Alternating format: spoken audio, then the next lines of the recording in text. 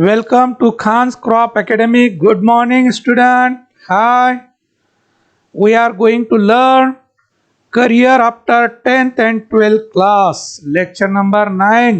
विद्यार्थी मित्रांनो, जॉईंट व्हा, शेअर करा, जॉईंट व्हा. फारच महत्त्वाचं व्हिडिओ आपण अपलोड करत आहेत, लाईव्ह घेत आहात. तर विद्यार्थी मित्रांनो, करिअर यावर आपलं शेवटचं लेक्चर होत आहे. फारच इंटरेस्टिंग आणि जीवनाचं कलटणी देण्यासारखं असं व्हिडिओ आहे. आपण जीवनामध्ये काहीतरी करू शकतो हा व्हिडिओ बघितल्यानंतर. तर आवश्यक व्हिडिओ बघा, इतर विद्यार्थ्यांना शेअर करा, जेणेकरून विद्यार्थी आपल्या जीवनामध्ये काहीतरी करिअर घडू शकणार. विद्यार्थी मित्रांनो, एकमेकाला शेअर करा, जॉईंट व्हा. तर बघूया आपण live session career after 10th and 12th standard. विद्यार्थी मित्रांनो, शेअर करा, चला शेअर करा आणि सबस्क्राईब पण करा. चला सुरू करणार आहोत. फारच महत्त्वाची माहिती आहे. MPSC, all about MPSC, full information. विद्यार्थी मित्रांनो, आज आपण जे म्हणतो की शिक्षण घेऊन काय करायचं, भरपूर क्षेत्र आहेत. म्हणून मी हे करिअर डेव्हलपमेंटवर आपण सेशन सुरू केलेलं आहे. याचा जास्तीत जास्त विद्यार्थी फायदा घ्या, आपलं करिअर डेव्हलप करा. विद्यार्थी मित्रांनो, तर बघूया आपण MPSC काय असतं. Maharashtra public service commission, MPSC short form आहे, महाराष्ट्र लोकसेवा आयोग. तर महाराष्ट्र राज्यामधले जेवढे काही पोस्टिंग आहे ते याद्वारे भरले जातात, MPSC द्वारे. बऱ्याच विद्यार्थ्यांना MPSC हे वर्ड माहीत असतं, परंतु त्याचं लॉंग फॉर्म काय हे माहीत नसतं. महाराष्ट्र लोकसेवा आयोग, यालाच आपण महाराष्ट्र पब्लिक सर्व्हिस कमिशन. या अंतर्गत भरपूर पोस्ट असतात. तर MPSCच्या परीक्षाची पदे, पदाची सॅलरी याबद्दल आपण जाणून घेऊया. विद्यार्थी मित्रांनो, जॉईंट व्हा, शेअर करा, सबस्क्राईब पण करा. तर महाराष्ट्र लोकसेवा आयोग, यालाच आपण इंग्रजीमध्ये महाराष्ट्र पब्लिक सर्व्हिस कमिशन, संक्षिप्त त्याचं MPSC असं आहे. आपण MPSC हे प्रत्येकाला माहीत असतं.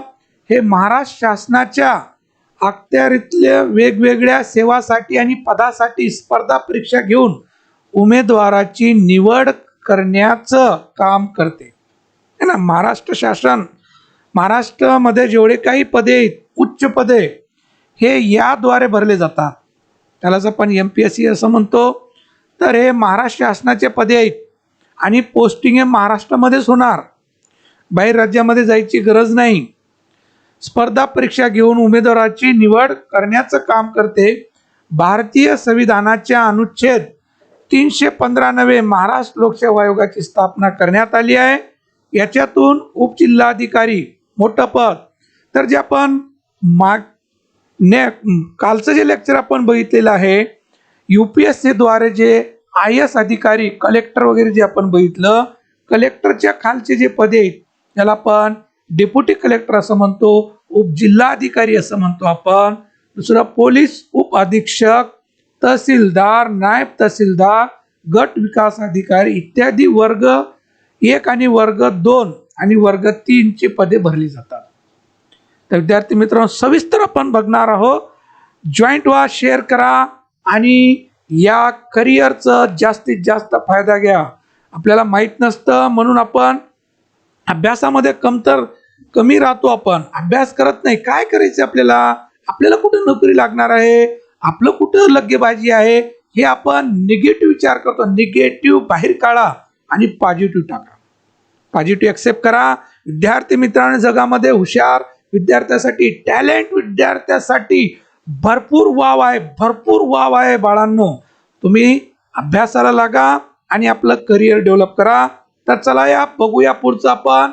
आता महाराष्ट्र लोकसेवा आयोगामार्फत होणाऱ्या परीक्षा महाराष्ट्र लोकसेवा आयोगामार्फत होणाऱ्या परीक्षा जी आहेत त्या 3 पद्धतीने होतात. किती पद्धतीने होतात? 3 पद्धतीनं होतात. तर पहिलं पद आहे राज्य सेवा परीक्षा. आता हे जे MPSC आहे ना, याच्या 3 विभागामध्ये परीक्षा घेतली जातात वेगवेगळे. राज्य सेवा परीक्षा म्हणून असतं, त्यामधून भरणाऱ्या पोस्टिंग वेगळ्या आहेत. नंतर दुसरी परीक्षा जी असतं पोलीस उपनिरीक्षक, सहाय्यक विक्रीकर निरीक्षक, ही वेगळी परीक्षा. याद्वारे 3 पदासाठी भरती केली जाते. तिसरी परीक्षा असतं टंक लेखक व लिपिक परीक्षेसाठी. अशा MPSC द्वारे हे 3 विभागामध्ये परीक्षा घेतली जाते आणि त्याद्वारे त्यामध्ये पोस्टिंग होत असतं. ते आपण व्यवस्थित 3 परीक्षाबद्दल आपण डिटेल माहिती बघणार आहोत. MPSCच्या किती परीक्षा? 3 परीक्षा. राज्य सेवा परीक्षा, पोलीस उपनिरीक्षक, सहाय्यक विक्रीकर निरीक्षक आणि टंकलेख आणि लिपिक परीक्षा. ह्या 3 परीक्षा कशा होतात? MPSC हे परीक्षा घेते आणि हे 3 परीक्षा कशा होतात याबद्दल आपण सविस्तर जाणून घेऊया विद्यार्थी मित्रांनो. एकमेकाला जास्तीत जास्त शेअर करा आणि आपण रिकामं बसू नका, तयारीला लागा, अभ्यास करा आणि पोस्ट हातात घ्या बाळांनो. तर बघूया आपण राज्य सेवा परीक्षा. कोणती परीक्षा? राज्य सेवा परीक्षा. MPSCची टॉपची जी परीक्षा आहे ते राज्य सेवा परीक्षा.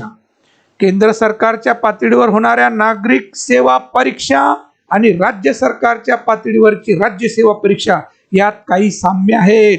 आपण काल जे बघितलं केंद्र सरकारचे आहे ना, केंद्र सरकारच्या पातळीवर होणाऱ्या परीक्षा आपण काल व्यवस्थित बघितलेल्या बाळांनो. ते पण व्हिडिओ आवश्यक बघा. आपण स्वप्न ध्येय मोठं ठेवायला पाहिजे.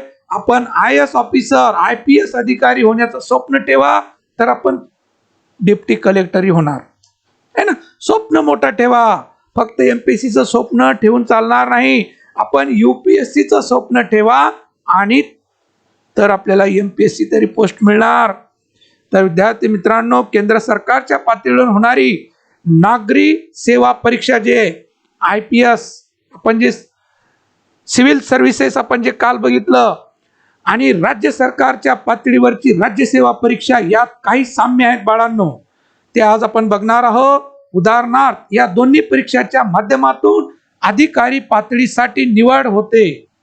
अधिकारी पातळीसाठी निवड होते. तर विद्यार्थी मित्रांनो, गट A आणि गट B अशा दोन्ही पातळ्यावरच्या अधिकारी पदासाठी निवड होते. या दोन्ही परीक्षा, या पूर्व परीक्षा, मुख्य परीक्षा आणि व्यक्तिमत्व म्हणजे याला आपण इंटरव्ह्यू असं म्हणतो. तर ह्या ज्या परीक्षा आहे, जसं आपण UPSCचं बघितलं, त्याचा परीक्षा पॅटर्न ज्याला आपण पूर्व परीक्षा, ज्याला आपण प्रिलिमिनरी असं म्हणतो आपण, नंतर मुख्य परीक्षा मेन एक्झाम असं म्हणतो, आणि व्यक्तिमत्व म्हणजे इंटरव्ह्यू, अशा 3 चाळण्या लावलेल्या असतात. त्या चाळण्यामधून आपण जावं लागतं बाळांनो. तसंच आपलं MPSCचं सुद्धा आहे. MPSCचे जे 3 परीक्षा आहे, राज्यसेवा, राज्यसेवासाठी 3 चाळण्या लागलेल्या आहेत. किती चाळण्या आहेत? 3 चाळण्या लागलेल्या आहेत. प्रिलिमिनरी एक्झाम, पूर्व परीक्षा पास झालं की मुख्य परीक्षा त्याला देता येणार. मुख्य परीक्षा पास झालो की इंटरव्ह्यू मध्ये जाता येणार. इंटरव्ह्यू मध्ये आपलं सिलेक्शन झालं की सक्सेस. 4 व्हीलर गाडी घेऊन, लाल लाईट घेऊन फिरायचं बाळांनो. पुढे दाखविणार आहे तुम्हाला कसं रुबाब असतं या पोस्टचं. तर ध्येय मोठं ठेवा, स्वप्न मोठं ठेवा बाळांनो. पैसे लागणार नाही तर आपल्याला काहीतरी पद मिळणारच. तर विद्यार्थी मित्रांनो, ही जी चाचणी आहे 3 टप्प्यामध्ये होणार आहे. किती टप्प्यामध्ये होणार आहे? 3 टप्प्यामध्ये होणार आहे. पूर्व परीक्षा, मुख्य परीक्षा आणि व्यक्तिमत्व, ज्याला आपण प्रिलिमिनरी, मेन एक्झाम, इंटरव्ह्यू, या 3 मधून जावं लागेल. जेव्हा जर आपण इंटरव्ह्यू मध्ये पास झालो तर आपलं सक्सेस झालं. जर आपण प्रिलिमिनरी झालो आणि मेन मध्ये अटकलो, आणखीन पुन्हा आपल्याला प्रिलिमिनरी एक्झाम द्यावं लागेल. लक्षात, पुन्हा आपल्याला पहिल्यापासून तयारी करावी लागेल. कारण की हे जे असतं चाचणी, ह्या त्या लेवलची असते. म्हणून दरवर्षी आता प्रिलिमिनरी झालं तर मेन मध्ये नापास झाल्यानंतर त्याला मेनच द्यावं लागते असं नाही. पुन्हा आणखी प्रिलिमिनरी द्यावं लागते त्या बॅच, कारण बॅच असणार आहे ना, लेवल बघणार आहे त्या बॅचचं, आणि टॅलेंट विद्यार्थ्यांना पद मिळणार आहे बाळांनो. एवढं मोठं कारभार सांभाळण्यासाठी त्याला टॅलेंट विद्यार्थ्याची गरज आहे, टॅलेंट माणसाची गरज आहे.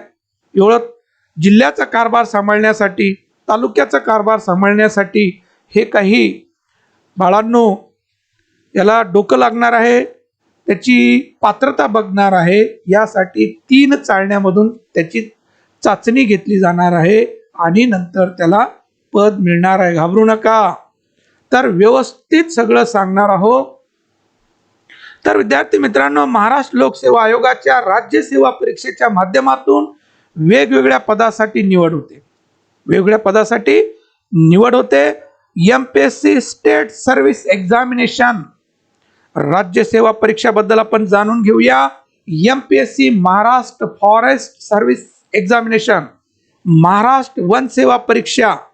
आता या वेगळ्या परीक्षा आहेत. जसं आपण कुठं UPSC मध्ये आपण बघितलं की forest service, Indian forest service जसं म्हटलं आपण, तसं महाराष्ट्र फॉरेस्ट सर्व्हिस एक्झामिनेशन सुद्धा असतात. त्यालाच आपण राज्य सेवा परीक्षा, MPSC Maharashtra forest service examination, Maharashtra one सेवा परीक्षा, MPSC Maharashtra agriculture service, MPSC Maharashtra agricultural services examination. बाळांनो, मी नेहमी काय म्हणत होतो, टेक्निकल घेऊन आपण घेतलं तर काय होणार, दोन्ही ताटामध्ये हात असणार आपले. एका ताटाचा विचार करायचा नाही, आपलं ताट आपल्यासाठी आणि जे कॉमन ताट आहे त्याच्यामध्ये हात घालायचं आपण.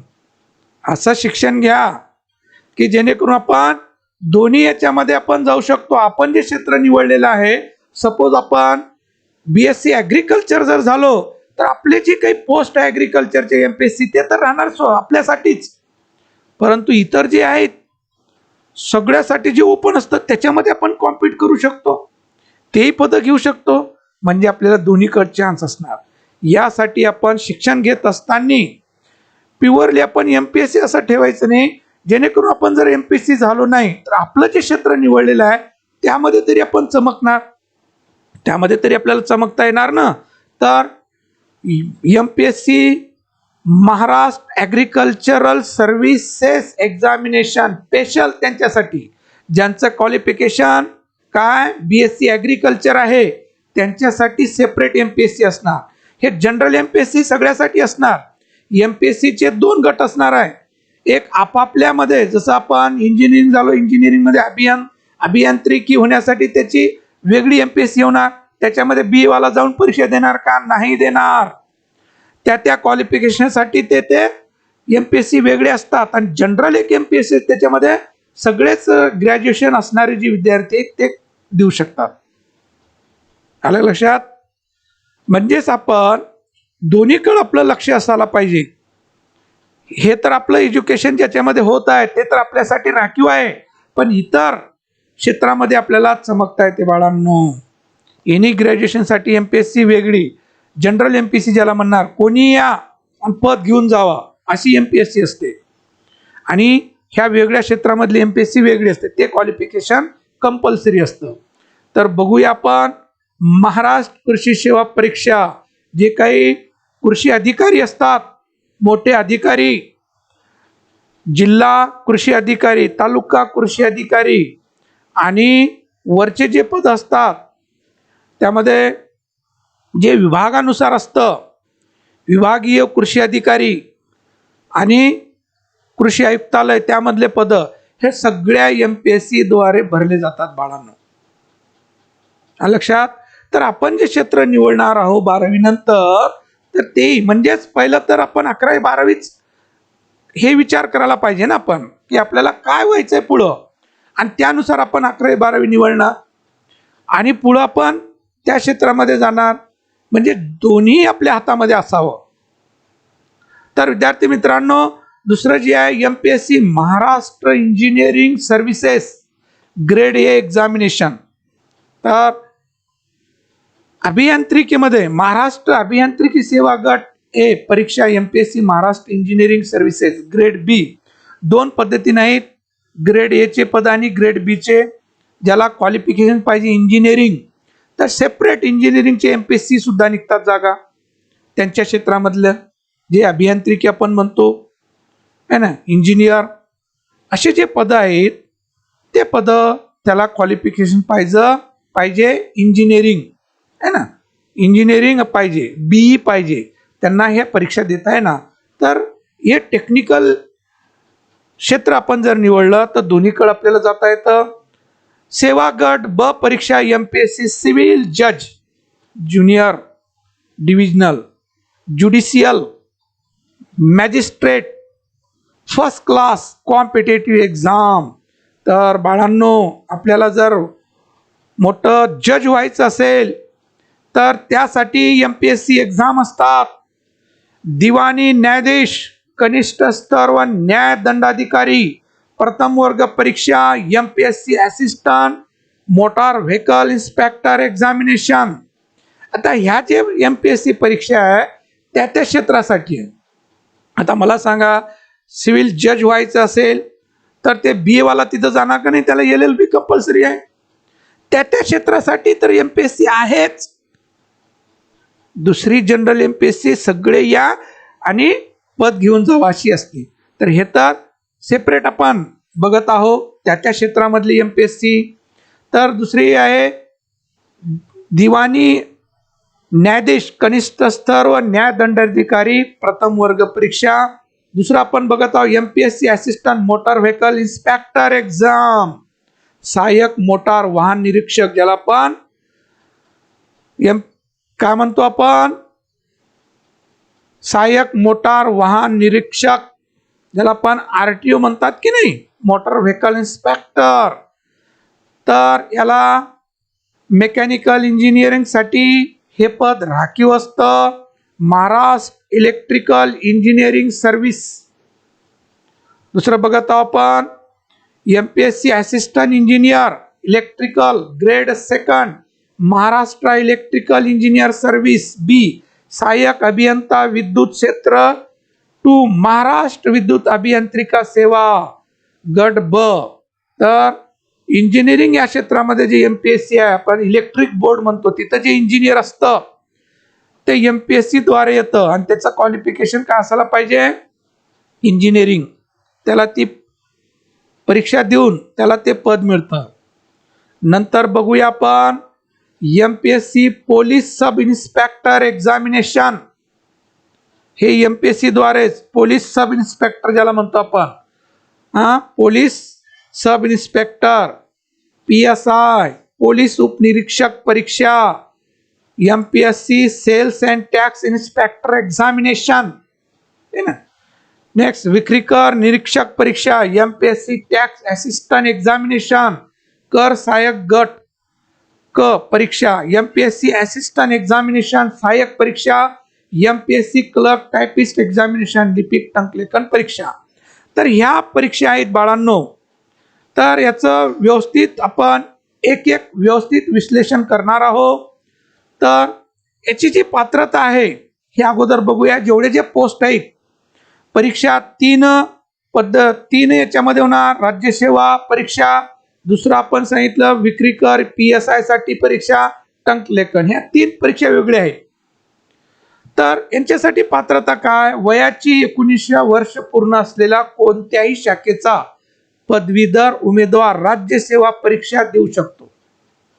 कोणासाठी, कोणत्याही शाखेचा पदवीधर उमेदवार राज्यसेवा परीक्षा देऊ शकतो. जे दुसरे जे पद आहेत जे आपण अगोदर सांगितलं MPSC agriculture, MPSC engineering, MPSC electric board वगैरे जे आहेत त्यांच्यासाठी, हे सोडून बाकी जे पद आहेत जे आपण पुढे बघणार आहोत त्यांच्यासाठी कोणत्याही शाखेची पदवी, जर आपण BA असणार तर आपल्याला अभियांत्रिक इंजिनियर होता येणार का, नाही. नंतर BA आपण घेतलं आणि आपल्याला ॲग्रिकल्चरमध्ये जे MPSC आहे ते देता येणार का, नाही. तर त्यांच्यासाठी ते राखी आहे. पण इतर जे दुसरे पद असतात कोणतेही ग्रॅज्युएशनसाठी, ते भरपूर पदे आहेत. कोणतंही ग्रॅज्युएशन, एनी ग्रॅज्युएशन राज्यसेवा परीक्षा देऊ शकतो. खुल्या गटातल्या उमेदवारांना वय वर्ष 38 पर्यंत ही परीक्षा देता येते. 38 वयाच्या 38 वर्ष ओपनसाठी. देता येते आणि राखीव गटातल्या विद्यार्थ्यांना वय वर्ष 43 म्हणजे 5 वर्ष वाढून मिळतं. Category SC ST NT OBC या विद्यार्थ्यांसाठी वयाच्या 43 वर्षापर्यंत परीक्षा देता येते. ही परीक्षा देता येते. परीक्षा किती वेळा द्यायची यावर बंधन नाही. किती वेळेस द्या तुम्ही, 10 वेळेस द्या, 12 वेळेस द्या, बंधन नाही. वयोमर्यादेत कितीही वेळा ही परीक्षा देता येते. वयाचं बंधन आहे. मिनिमम मॅक्झिमम त्यामध्ये आपण किती वेळ परीक्षा देऊ शकतो. ही परीक्षा देण्यासाठी उमेदवाराला महाराष्ट्रातल्या अधिवासाचं प्रमाणपत्र म्हणजे डोमेसाईल सर्टिफिकेट मिळवावं लागतं. जे महाराष्ट्र राज्यामध्ये राहणारे जे त्यांच्यासाठी आहे. मग त्याला महाराष्ट्र शासनाचं डोमेसाईल सर्टिफिकेट असणं महत्वाचं आहे. राज्यसेवा परीक्षा मराठी किंवा इंग्रजी भाषेतून देता येत असली तरी उमेदवाराला मराठीचं ज्ञान असणं आवश्यक असतं. काय सांगितलं आपण, राज्यसेवा परीक्षासाठी हे मराठी इंग्रजीमध्ये उपलब्ध आहे, पण त्याला मराठीचं नॉलेज असणं कंपल्सरी आहे. कारण महाराष्ट्राचे पोस्ट आहेत, त्याला मराठी नॉलेज असणं महत्वाचं आहे. शालांत प्रमाणपत्र परीक्षेत मराठी हा विषय उमेदवाराने घेतलेला असणं आवश्यक असतं. शालांत प्रमाणपत्र SSC 10वी पर्यंत मराठी असतेच है ना, तर ते असणं महत्वाचं आहे. लक्षात. बरेच विद्यार्थी 10वीला संस्कृत वगैरे असं विषय घेतात आणि त्यांचं UPSCचं स्वप्न असेल तर त्यांनी आणखीन हिंदी विषय घेऊन परीक्षा देतात आणि मराठी विषय MPSC करायचं असेल तर मराठी विषय त्यांना द्यावा लागेल. कारण आपल्या महाराष्ट्रामध्ये मराठी 10वी पर्यंत कंपल्सरीच आहे. हिंदीसाठी संस्कृत पाली 11-12 असतं, 10वी पर्यंत संस्कृत चालतं. तर काही विद्यार्थी संस्कृत घेऊन 10वीचे भरपूर मार्क घेतात. परंतु पुन्हा जर त्यांना UPSC द्यायचं असेल तर UPSC साठी हिंदी कंपल्सरी आहे. शालांत परीक्षेसाठी तर ते हिंदी विषय पास करावं लागतं. तर बरेच विद्यार्थी असे संस्कृत घेऊन नंतर आणखीन हिंदी परीक्षा देऊन पास होतात. तर तसं MPSC साठी 10वी पर्यंत मराठी विषय कंपल्सरी आणि आपलं बोर्डामध्ये मराठी विषय कंपल्सरी असतं. 10वी पर्यंत जेवढे काही शिक्षण आहे, उर्दूमध्ये असू द्या त्यांनाही मराठी आहे, मराठी मीडियमचे असू द्या त्यांनाही मराठी आहे, सेमी इंग्लिश असू द्या मराठी विषय असतंच. तर MPSC साठी शालांत परीक्षेमध्ये मराठी विषय कंपल्सरी आहे. तर विद्यार्थी मित्रांनो, जाणून घेऊया आपण राज्यसेवा परीक्षा. राज्य शासनातील गट A व B संवर्गातील पद भरण्यासाठी ही परीक्षा घेण्यात येते. परीक्षेमार्फत भरली जाणारी जे पदे आहेत ते पदे आपण बघू कोणकोणती आहेत. हे जनरल MPSC ज्याला म्हणतो आपण, हे जनरल कोणते ग्रॅज्युएशन वालं हे पद घेऊ शकतो आणि त्या क्षेत्रामधले जे MPSC आहेत ते क्वालिफिकेशन कंपल्सरी पाहिजे. यासाठी एनी ग्रॅज्युएशन फक्त B असलं पाहिजे, म्हणजेच बॅचलर. तो BA असो, BCom असो, BSc असो, BTech असो, MBBS असो, BE असो, BSc ॲग्रिकल्चर असो, जे BCS असो, ह्या जेवढे काही एनी ग्रॅज्युएशन विद्यार्थी ह्या राज्यसेवा परीक्षा देऊ शकतो बाळांनो. तर त्यामधलं पहिलं पद आपण बघूया, डेप्युटी कलेक्टरचं खालचं है ना. जर आपण UPSC सक्सेस झालं नाही, नाराज व्हायचं नाही, डेप्युटी कलेक्टर व्हायचं बाळांनो. महाराष्ट्रात राहायचं, महाराष्ट्राची प्रगती करायची बाळांनो. आलं लक्षात. डेप्युटी कलेक्टर व्हायचं, सगळ्यात उच्च पद महाराष्ट्राचं deputy collector. Any graduation. Deputy collector होण्यासाठी कोणतेही ग्रॅज्युएशन वाला डेप्युटी कलेक्टर होऊ शकतं. असं नाही ॲग्रिकल्चरवालाच पाहिजे, इंजिनियरच पाहिजे, मेडिकलच पाहिजे, नाही. हे जे मेडिकल पद आहे, इंजिनिअरिंग आहे, ॲग्रिकल्चर आहे, त्यांच्या क्षेत्रामध्ये ते पाहिजे. पण हे जे पदे आहेत जनरल, हे सगळ्यासाठी any graduation. Next, deputy superintendent of police.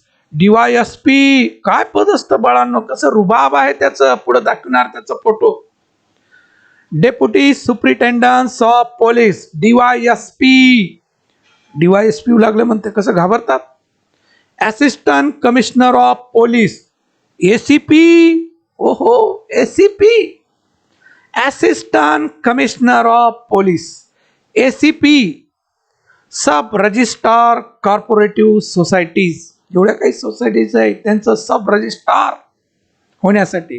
Deputy chief executive officer, deputy chief executive officer, त्याला पण DC असं म्हणतो. ब्लॉक डेव्हलपमेंट ऑफिसर, BDO आलं, गाडी आली BDOची असं म्हणतात. तहसीलदार, तालुक्याचा बॉस आहे ना, तहसीलदार साहेब आले बाबा.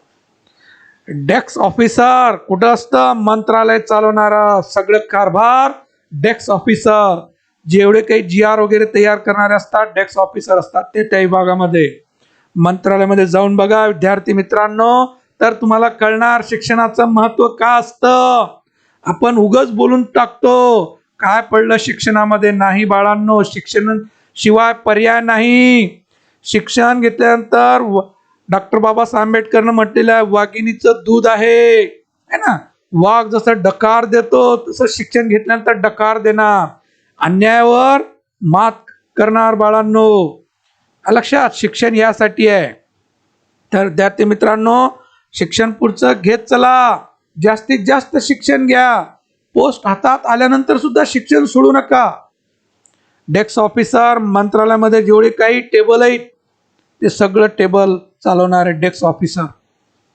असिस्टंट रिजनल ट्रान्सपोर्ट ऑफिसर, ज्याला आपण RTO म्हणतो. कसं घाबरतो RTO साठी, सगळं गाड्या बंद, जिकडं तिकडं पळवतात आहे की नाही. तर RTO काय पद आहे ना, कसं पद आहे, रुबाबदार. रोडवर उभं राहिलं की जिकडं तिकडं ब्लॉक. बाळांनो विचार करा, अभ्यासाला लागा, पोस्ट घ्या. MFAS, Maharashtra finance and account service आहे ना, अकाउंट सर्व्हिस सगळं एडिट करायचं वगैरे. Chief officer,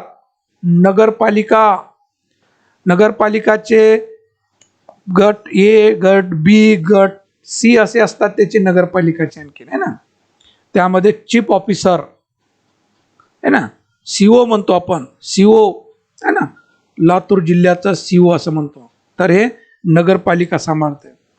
assistant commissioner of sales tax, assistant commissioner of sale tax officer काय पद आहे बघा, विचार करा, लागा अभ्यासाला. वय आहे अभ्यासाचं, नंतर आयशेच आहे बाळांनो. आता जर आश केलं तर पुन्हा रडत राहणार है ना. मी असं उदाहरणं बघायला मिळतात, सांगतात. माझं पेपर बघून लिहित होतं ते आज असं असं या पदावर आहे आणि मी कुठं आहे तर गावात आहो है ना. बोलायलाही लाज वाटत नाही त्यांना है ना. तर असं होऊ देऊ नका तुमच्या बाबतीत की माझं मित्र माझं पेपर बघत होतं आणि ते असं असं काय झालं, कलेक्टर झाला, डेप्टी कलेक्टर, तहसीलदार आणि मी गावातच आहो है ना. आलं लक्षात. तर असं चूक होऊ देऊ नका. Assistant commissioner of sale tax, मंत्रालय सेक्शन ऑफिसर, मंत्रालयामधल्या पोस्ट. काय रुबाब, काय त्यांचं राहणीमान. मंत्रालय सेक्शन पूर्ण असतं त्यांच्या हातात. तर हे जे पदे आहेत बाळांनो, एनी ग्रॅज्युएशन कोणी या, हे मेडिकलवालाही होऊ शकतं, इंजिनिअरिंगवालाही होऊ शकतं, ॲग्रिकल्चर करणारे होऊ शकतं, कोणीही. ह्या सगळ्यासाठी खुले पद आहेत. कोणते ग्रॅज्युएशन, डेप्टी कलेक्टरसाठी बा इंजिनियरच असावं असं नाही, कोणतंही ग्रॅज्युएशनवालं हे पदे घेऊ शकतं. हे झाले ग्रेड A चे पदे. कोणते, ग्रेड A, ज्याला ग्रेड A म्हणतात है ना. दुसरं ग्रेड B, गट B, taluka inspector of land record आणि नायब तहसीलदार हे गट B चे पद आहेत बाळांनो. तर बघूया हे मंत्रालय काय रुबाबदार. जर बघितलं ना मंत्रालय, तर त्यामधून बाहेर निघणार नाही, तिथंच राहावं वाटणार आणि आल्यानंतर नक्कीच पोस्ट घेऊन जाणार. बघा कशी गाडी आहे. हे जे पदे सांगितलेले आहे वरचे, त्या पदासाठी फॅसिलिटी आहे.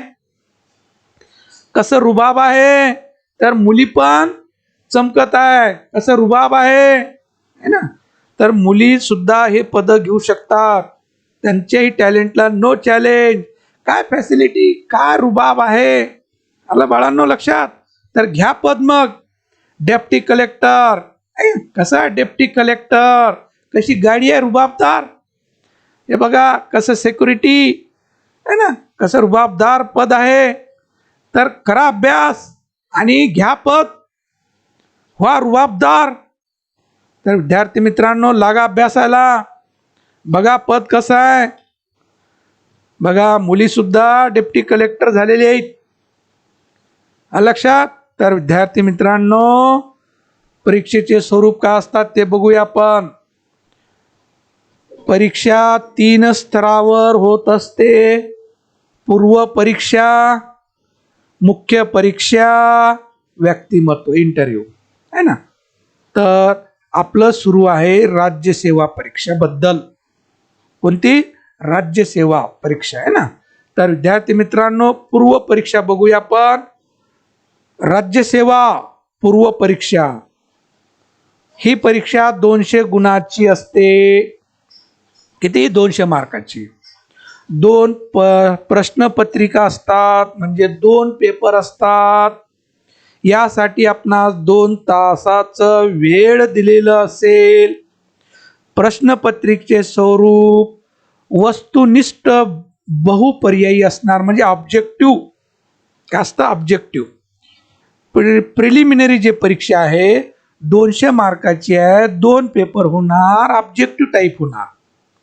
हे लिहित बसायचं नाही, टिक करायचं. जे तसं तुमची नीटची एक्झाम, सीईटीची एक्झाम होते की नाही, तशीच परीक्षा असते ही. बहुपर्यायी ज्याला म्हणतो आपण है ना. योग्य शब्द निवडा. 4 पर्याय दिलेले असणार, त्यामधून एक पर्याय योग्य पर्याय निवडायचं. प्रश्नपत्रिका मराठी व इंग्रजी भाषेत असेल. घाबरायचं नाही, आपली इंग्रजी कच्ची आहे, आपण काय होऊ शकतो. नाही, मराठी व इंग्रजी भाषेत असेल. पूर्व परीक्षा अभ्यासक्रम केंद्रीय लोकसेवा आयोगाच्या नागरी सेवा परीक्षेप्रमाणेच आहे. काय म्हटलं आपण? केंद्रीय लोकसेवा आपण बघितलं की नाही याच्या अगोदरच्या लेक्चरमध्ये. UPSC केंद्रीय लोकसेवा आयोगाच्या नागरी सेवा परीक्षेप्रमाणेच आहे. UPSC ची जी प्रिलिमिनरी एक्झाम आहे तशीच ही एक्झाम आहे. तर आता नेक्स्ट बघूया आपण मुख्य परीक्षा.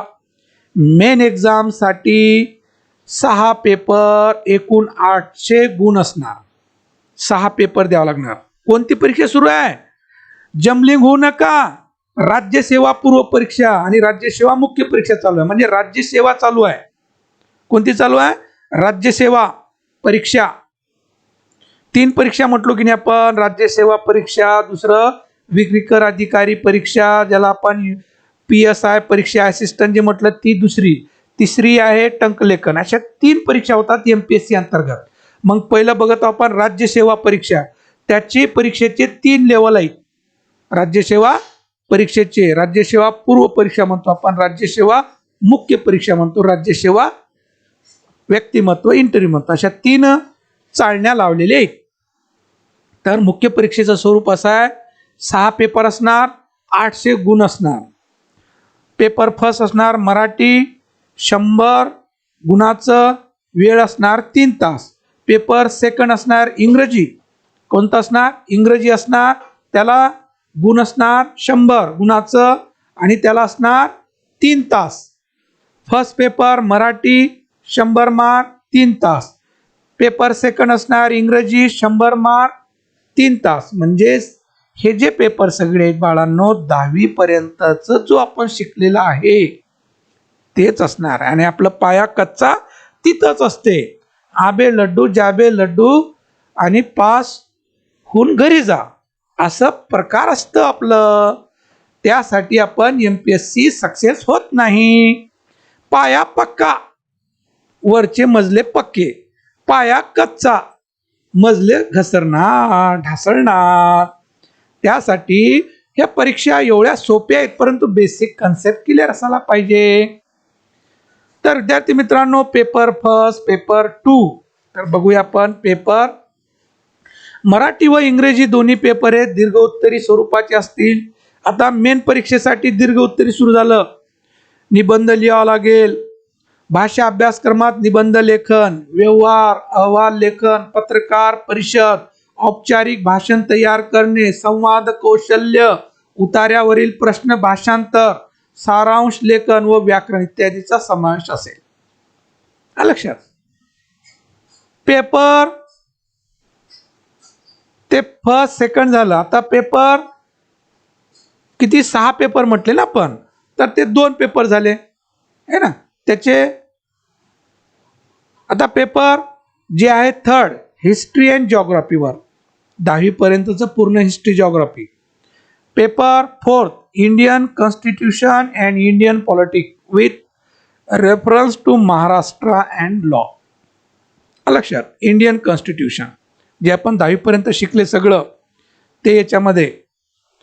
Paper fifth, human resource development, HRD and human rights. Paper 6, economics of planning and development, science and technology development. ह्या मुख्य परीक्षेसाठी 6 पेपर, 600 गुण, 100 मार्काचा पेपर. तर 4ही पेपर हे बहुनिष्ठ बहुपर्यायी स्वरूपाचे असतात. बघा काय म्हटलं आपण, 2 गट तयार केलेत. किती गट तयार झाले, 2 गट. हे जे आहे बहुपर्यायी नाही, हे कसं आहे वस्तुनिष्ठ. मराठी इंग्रजी याच्यामध्ये आपल्याला काय करावं लागेल, दीर्घ उत्तरी असणार आहे, लिहावं लागणार आपल्याला, निबंध लिहावं लागणार, व्यवहार अहवाल लेखन, पत्रकार परिषद कशी घ्यायची, औपचारिक भाषण तयार करणे, संवाद कौशल्य, उतार्यावरील प्रश्नाचं भाषांतर, सारांश लेखन, हे दीर्घ उत्तरी राहणार. आणि हे जे पेपर आहेत 4, हे बहुपर्यायी असणार. म्हणजे एकूण किती पेपर झाले, 6. हे बहुपर्यायी, याच्यामध्ये डिटेल लिहायचं नाही, हे टिक मार्क करायचं फक्त. हे जे 4 पेपर आहेत ना, history, geography, Indian constitution and Indian politics, हे जे आहेत, आणि ह्युमन रिसोर्सेस डेव्हलपमेंट आणि इकॉनॉमिक्स प्लॅनिंग, हे सगळे बहुपर्यायी असणार. आपण 4 पर्याय दिले असणार, त्यापैकी एक निवडायचं. तर असे 6 पेपर. 4ही पेपर हे बहुनिष्ठ पर्यायी स्वरूपाचे असतात. या अभ्यासक्रमाची पातळी पदवी स्तरावरची असते. पातळी कोणती असते, पदवी स्तरावरची. 3:1 याप्रमाणे निगेटिव्ह मार्किंग पद्धत असेल. 3:1 चुकीच्या 3 उत्तरासाठी 1 गुण वजा केले जाईल. प्रत्येकी पेपर 150 गुणाचा असेल व वेळ 2 तास असतील. प्रत्येक पेपरमध्ये खुल्या गटातील उमेदवारांना 45% गुण व राखीव प्रवर्गातील 40% गुण मिळवणं आवश्यक आहे. तरच मुलाखतीसाठी जावं लागेल, इंटरव्ह्यूसाठी सिलेक्शन होणार. आणि ते इंटरव्ह्यू 100 गुणाचा असतील. 100 गुणाचा असतील. पोलीस उपनिरीक्षक, आता राज्यसेवा पूर्व, मेन, इंटरव्ह्यू हे बघितलं आपण. आता बघतो आपण पोलीस उपनिरीक्षक, PSI, सहाय्यक असिस्टंट, विक्रीकर निरीक्षक, STI. PSI, STI आणि असिस्टंट या तिन्ही पदाकरिता पूर्व परीक्षेचे स्वरूप सारखेच आहे.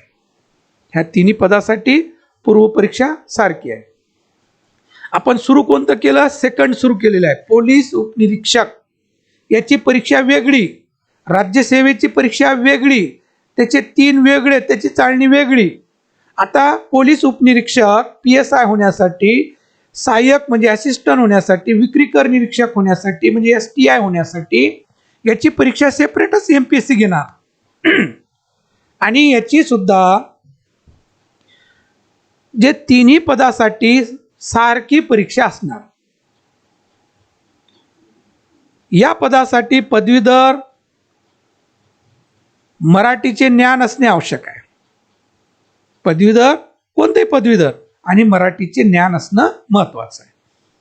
वय खुला गट 18 ते 38 वर्ष, त्याचं 19 ते काय होतं मागे बघितलं पण 19 वर्ष होतं त्याचं, मिनिमम 19. आता इथं काय मिनिमम 18 कमीत कमी आणि जास्तीत जास्त 38, आणि राखीव गटासाठी 18 ते 43.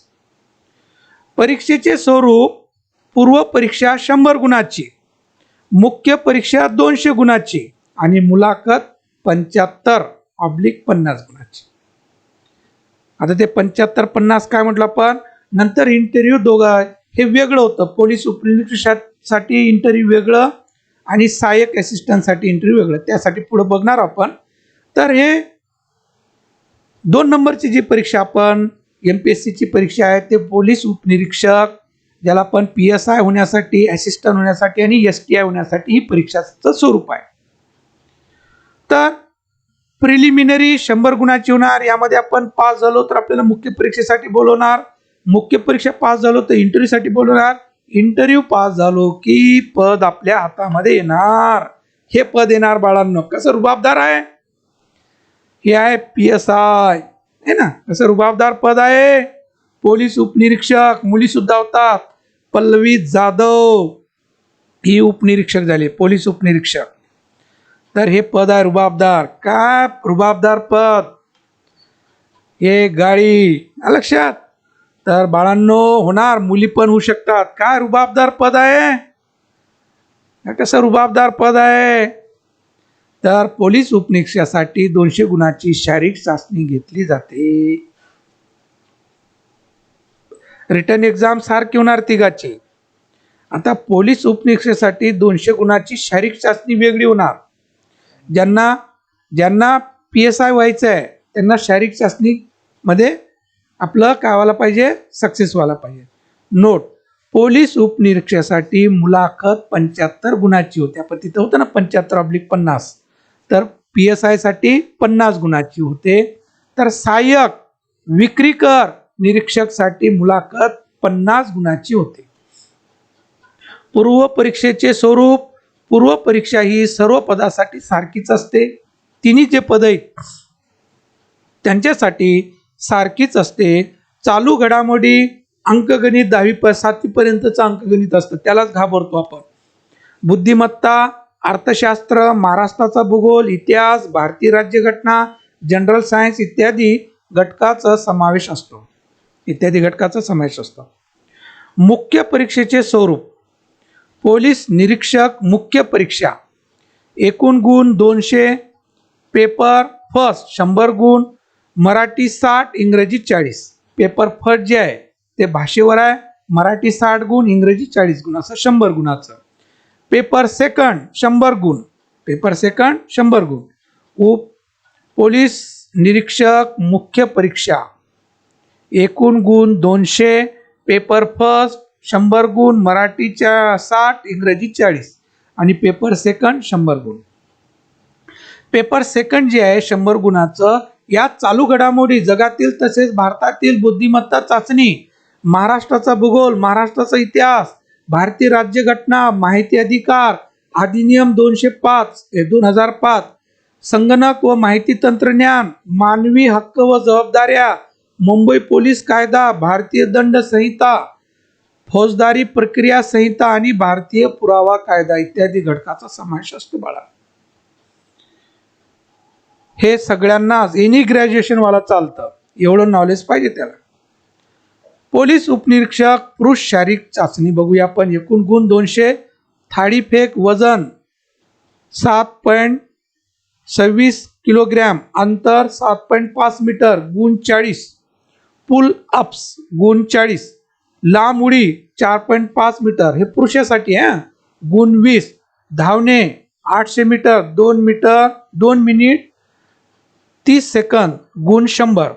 पोलीस उपनिरीक्षक महिला शारीरिक चाचणी महिलासाठी, एकूण 200 गुण आहे, थाळीफेक वजन 4.5 किलो, अंतर 6 मीटरच, गुण 40, चालणे 3 मीटरवर 23 मिनिट, 3 किलोमीटर 23 मिनिटामध्ये, गुण 80, धावणे 200 मीटर 37 सेकंडमध्ये, गुण 80. या पद्धतीनं शारीरिक चाचणी फक्त पोलीस उपनिरीक्षकासाठी असतं. हे आपल्यामध्ये नसेल तर आपण काय बनणार, STI बनणार, असिस्टंट बनणार आहे ना. हे जर आपलं नसेल, हे शारीरिक आपल्याला नसेल, टॅलेंट आहो आपण पण शारीरिकमध्ये बसत नसेल तर आपण दुसरे 2 पदासाठी आपलं निवडणी होणार. विक्रीकर निरीक्षक मुख्य परीक्षा एकूण गुण 200, पेपर फर्स्ट 100 गुण, मराठी 60, इंग्रजी 40 100 गुण, पेपर सेकंड 100 गुण. या चालू घडामोडी, बुद्धिमत्ता, माहितीचा अधिकार, महाराष्ट्राचा भूगोल, महाराष्ट्राचा इतिहास, भारतीय राज्यघटना, माहिती अधिकार अधिनियम 2005, संगणक व माहिती तंत्रज्ञान, नियोजन, शहरी व ग्रामीण भागातील पायाभूत सुविधाचा विकास, आर्थिक सुधारणा व कायदे, आंतरराष्ट्रीय व्यापार व आंतरराष्ट्रीय भांडवल चळवळ, सार्वजनिक वित्त व्यवस्था इत्यादी घटकाचा समावेश असतो. नंतर सहाय्यक मुख्य परीक्षा एकूण गुण 200, पेपर फर्स्ट 100 गुण, मराठी 60 गुण, इंग्रजी 40 गुण, पेपर 100 गुणाचा. या चालू घडामोडी ते सेम पॅटर्न आहे, तिन्ही पदासाठी सेम, अगोदरच आपण सांगितलं. आता आपण बघूया तिसरं परीक्षा जी आहे ते MPSC टंकलेखन लिपिक बद्दल संपूर्ण विस्तारित माहिती. टंकलेख लिपिक जे होण्यासाठी MPSC परीक्षा घेते. तर मराठी व इंग्रजी टायपिंग किती असायला पाहिजे, 30 आणि 40 सुद्धा. या परीक्षा ज्या विद्यार्थ्यांनी पास केल्या असतील किंवा जे टायपिंगच्या परीक्षांना बसले असतील त्यांच्यासाठी ही एक चांगली संधी आहे. जे टायपिंगमध्ये आहेत, टायपिंग हे कोर्सेस त्यांनी केलेले 30-40चे मराठी आणि इंग्रजी. तर पात्रता 10वी पास, बघा 10वी पास कमीत कमी आहे ना. वय 18 ते 33 वर्ष. परीक्षेचे टप्पे, एक लेखी परीक्षा, नंतर टायपिंग टेस्ट होते. त्यांची लेखी परीक्षा घेतली जाते आणि टायपिंगची टेस्ट होते. परीक्षेचे स्वरूप असतात 200 प्रश्नाची वस्तुनिष्ठ बहुपर्यायी स्वरूपाची प्रश्नपत्रिका, 200 गुणाची बहुपर्याय म्हणजे ऑब्जेक्टिव्ह टाईप असते. एकूण गुण 400. अभ्यासक्रम मराठी, व्याकरण, इंग्रजी, सायन्स, ज्ञान, बुद्धिमत्ता आणि अंकगणित. तर MPSC परीक्षेमध्ये मुलींना 30% आरक्षण आहे. कॅमेरा बंद.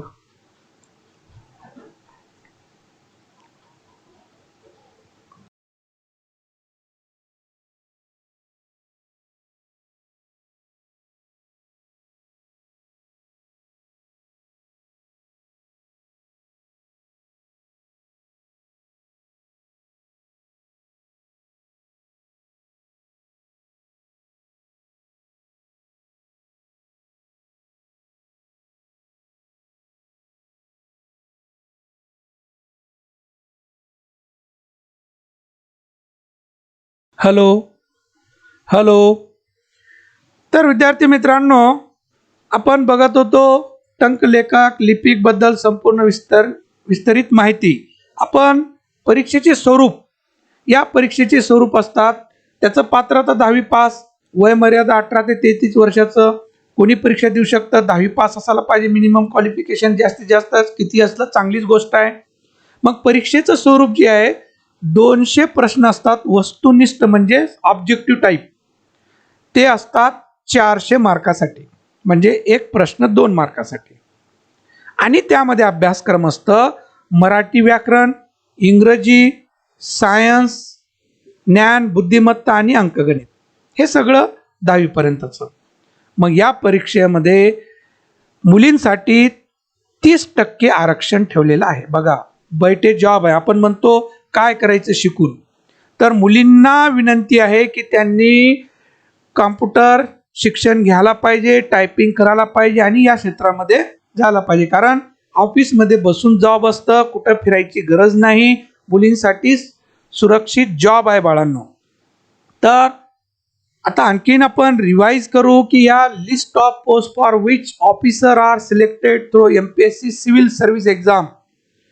MPSC deputy collector, deputy superintendents of police, DYSP ज्याला म्हणतो, assistant commissioner sale tax, deputy registrar cooperative society, deputy chief executive officer, superintendent state excise department, block development officer, BDO, a finance audit and account service group A. Chief officer नगरपालिका नगर रचनाकार परिषद ए. तहसीलदार ह्या पदे MPSC द्वारे ए गटमध्ये मोडतात. तर बी गटामध्ये कोण मोडतं? Block development officer BDO B. Chief officer नगरपालिका नगर परिषद बी. मंत्रालय section officer sub registrar cooperative society B. Taluka inspector of land records TILR. Deputy superintendent state excise department finance audit and account service group B. Assistant regional transport officer RTO. Naib तहसीलदार. विद्यार्थी मित्रांनो हे पदे आहेत MPSC द्वारे. तर विद्यार्थी मित्रांनो इथं आपलं जे करिअरचं जे लाईव्ह सेशन होतं इथं आपले संपलेले आहेत. विद्यार्थी मित्रांनो एकूण 9 लेक्चर आपण यावर तयार केलेले आहेत. तर प्रत्येक विद्यार्थ्यांनी आवर्जून हे व्हिडिओ बघा. तर 9 लेक्चर जे आहेत हे आपण डिप्लोमा पासनं तर IAS IPS अधिकाऱ्यापर्यंत आपण गेलेलो आहोत. सविस्तर माहिती हे जर तुम्ही बघितलो तर तुम्ही चांगल्या पद्धतीने अभ्यासाला लागणार आणि जिद्द चिकाटी आवड निर्माण होणार. नक्कीच तुम्ही हे पोस्ट घेणार विद्यार्थी मित्रांनो. तर जास्तीत जास्त शेअर करा, सबस्क्राईब करा आणि आपलं आयुष्य उज्ज्वल करा. तर माझी अशी विनंती आहे विद्यार्थी मित्रांनो अभ्यासाला लागा आणि व्यवस्थित अभ्यास करा आणि आपण स्वप्न मोठं ठेवायला पाहिजे. UPSCचं स्वप्न ठेवा तर कुठंतरी MPSC तरी मिळेल किंवा त्याच्या खालचे तरी आपल्याला पदे मिळणार. तर विद्यार्थी मित्रांनो व्यवस्थित बघा, शेअर करा, प्रत्येक मित्राला पाठवा व्हिडिओ आणि सबस्क्राईब करा. थँक्स. जय जवान जय किसान.